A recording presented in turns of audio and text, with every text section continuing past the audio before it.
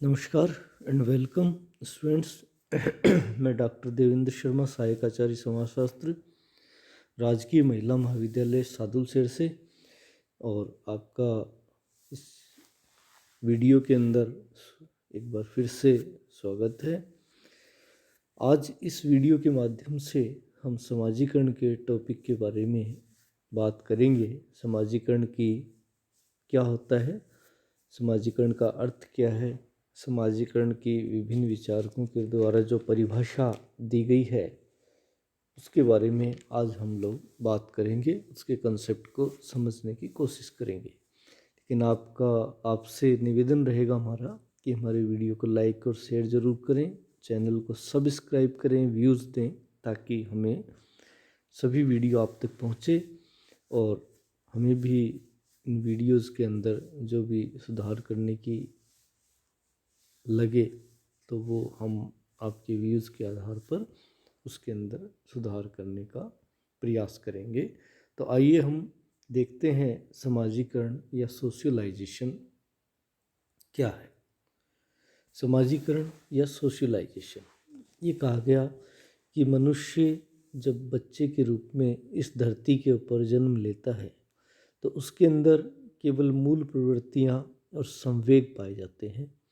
धीरे धीरे सामाजिक संपर्क के फलस्वरूप वह व्यवहार के नियम सीखता है और समाज के कार्यों में भाग लेने लगता है। और ये कहा गया कि समाज के जो रीति रिवाज, नियम, मूल्य ग्रहण करके वह जैविकीय प्राणी जब धरती पे आता है तो एक जैविकीय प्राणी के रूप में होता है और इन सभी को ग्रहण करने के बाद में वो एक जैविकीय प्राणी से सामाजिक प्राणी के रूप में परिवर्तित हो जाता है। तो जो सीखने की प्रक्रिया है वो समाजीकरण के नाम से जानी जाती है। धरती पर जब बच्चा जन्म लेता है तो केवल हाथ, नाक, आँख, मुँह, कान आदि जो ऑर्गन है, अंग है, वो ही लेकर के वो जन्म लेता है। ऐसी कोई उसमें सीखने की क्षमता अवश्य पाई जाती है, परंतु वह सीखने की जो क्षमता है उसकी मेधावी मस्तिष्क के कारण से देखी जा सकती है। क्षमता होने के बावजूद वो अकेला या उसका जो समाज के संपर्क के बिना उसमें वे सारे व्यक्तित्व के गुण विकसित होना संभव नहीं है। अर्थात समाज का संपर्क होना अत्यंत जरूरी है और समाज के माध्यम से जो भी मूल्य, रीति रिवाज, प्रथाएं, परंपराओं के बारे में सीख करके वो एक अलग तरह से जैविकीय प्राणी से सामाजिक प्राणी के रूप में परिवर्तित होता है। तो सीखने की ये जो प्रक्रिया है वो ही समाजीकरण के नाम से जानी जाती है। अर्थ और परिभाषा के रूप में हम देखें तो समाजीकरण सामाजिक आदर्श, मूल्य, मानदंड, रीति रिवाजों को आत्मसात करने की प्रक्रिया है। इसमें संस्कृति का पीढ़ी दर पीढ़ी हस्तांतरण होता है। इसके द्वारा बालक को जैविकीय बालक से सामाजिक और सांस्कृतिक बालक के रूप में परिवर्तित किया जाता है। अर्थात वो एक जैविकीय प्राणी से सामाजिक और सांस्कृतिक के रूप में उसको निर्मित किया जाता है। ग्रीन के विचारों की बात करें हम, इसकी परिभाषा के रूप में सोशियोलॉजी में उन्होंने लिखा है ग्रीन ने कि समाजीकरण वह प्रक्रिया है जिसके द्वारा बालक सांस्कृतिक विशेषताओं, आत्मपन और व्यक्तित्व को प्राप्त करता है। अर्थात उसकी आइडेंटिटी क्या है और उसका जो सांस्कृतिक जो विशेषताएं, अर्थात चलना फिरना, उठना बैठना, बोलना, हिलना चलना, ये सब सारी की सारी जो उसकी क्रियाएं हैं, उन क्रियाओं के अंदर संस्कृति की झलक है वो दिखाई देती है। एक विशेष तरीका उसका हो जाता है जो कि उसको सभ्य बनाता है और उसके व्यक्तित्व का निर्माण करता है। तो इस प्रकार से हम देख सकते हैं कि समाजीकरण एक व्यक्ति के लिए कितना आवश्यक है। ग्लीन और ग्लीन के विचारों को यदि हम देखें तो कल्चरल सोशियोलॉजी में ग्लीन और ग्लीन ने लिखा है कि समाजीकरण वह प्रक्रिया है जिसके द्वारा व्यक्ति समूह का क्रियाशील सदस्य बनता है। समूह की परंपराओं को ध्यान में रखते हुए समूह की कार्य विधियों से समन्वय स्थापित करता है। सामाजिक परिस्थितियों से अनुकूलन करते हुए अपने साथियों के प्रति सहन शक्ति की भावना को विकसित करता है। इस परिभाषा के अंदर हम ये देखते हैं कि इसके द्वारा, इसके बिना, समाजीकरण के बिना व्यक्ति समाज का क्रियाशील सदस्य नहीं बन सकता। अर्थात समाज की किसी भी एक्टिविटी में उसे भाग लेना है तो समाजीकरण उसका आना अत्यंत जरूरी है, क्योंकि उसके बिना उसे समाज की जो अन्य सदस्य हैं, क्रिया विधि कर रहे हैं, उनके साथ में तालमेल करना उसका संभव नहीं है। और देखें कि समूह की जो परंपराएं हैं उसको ध्यान में रखते हुए समूह की कार्य विधियों के साथ समन्वय कर लेता है कि किस तरह की परंपराएं पूर्व में चल रही है, तो उसकी कार्य विधियाँ क्या है, उनके साथ समन्वय उसका हो जाता है।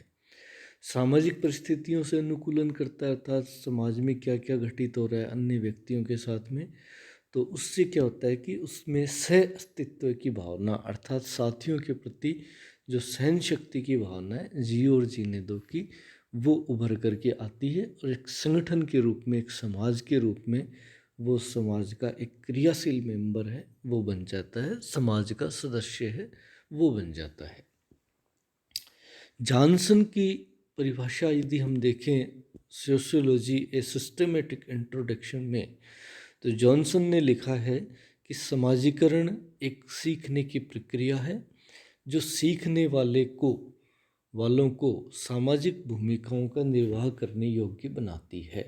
अर्थात समाजीकरण जन्म से प्राप्त नहीं होता है बल्कि सीखने के माध्यम से प्राप्त होता है, और जो सीखने वालों को सामाजिक भूमिका, अर्थात समाज के अंदर व्यक्ति को कोई ना कोई भूमिका या कोई ना कोई कार्य करना पड़ता है। स्टूडेंट है, कोई प्रोफेशनल है, या एक परिवार के अंदर एक पुत्र है, पुत्री है, माता है, पिता है, मतलब जो भी भूमिका उसको दी जाती है समाज के अंदर, तो वो तभी कर सकता है जबकि वो सीखे, उससे संबंधित भूमिकाओं को सीखे। तो इस प्रकार से वो सीखने के माध्यम से इन भूमिकाओं का निर्वाह करने योग्य है, वो बन जाता है। किम्बाल यंग की परिभाषा को यदि हम देखें तो किम्बाल यंग ने ए हैंडबुक ऑफ सोशल साइकोलॉजी के अंदर लिखा है कि किम्बाल यंग ने लिखा है ए हैंडबुक ऑफ सोशल साइकोलॉजी, जिसमें समाजीकरण एक ऐसी प्रक्रिया बताया समाजीकरण को कि जिसके द्वारा व्यक्ति सामाजिक और सांस्कृतिक क्षेत्र में प्रवेश करता है। यहाँ पे सामाजिक और सांस्कृतिक क्षेत्र से तात्पर्य क्या है कि एक जीवकीय क्षेत्र में व्यक्ति होता है और उसके अंतर्गत उसका जो व्यवहार होता है वो जो जिस तरह का विकसित हो सकता है वो एक असभ्य या जंगली के रूप में हो सकता है, लेकिन समाज के अंदर उसका एक सभ्य व्यवहार होता है जो कि अन्य साथियों के साथ में उसको तालमेल या समन्वय के अंतर्गत देख सकते हैं, और उसका खाना पीना, रहना, उठना, बैठना, चलना फिरना, ये सारा का सारा इसके ऊपर संस्कृति का प्रभाव है, वो देखा जा सकता है। तो सामाजिक और सांस्कृतिक क्षेत्र में प्रवेश करने के लिए व्यक्ति को सीखने की प्रक्रिया समाजीकरण है।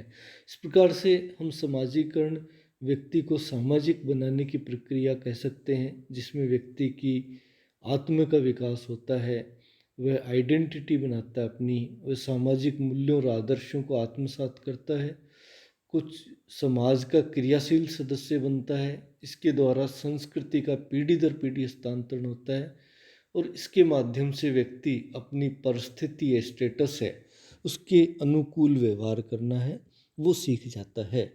तो एक आगे इस प्रकार से समाजीकरण एक सीखने की प्रक्रिया है।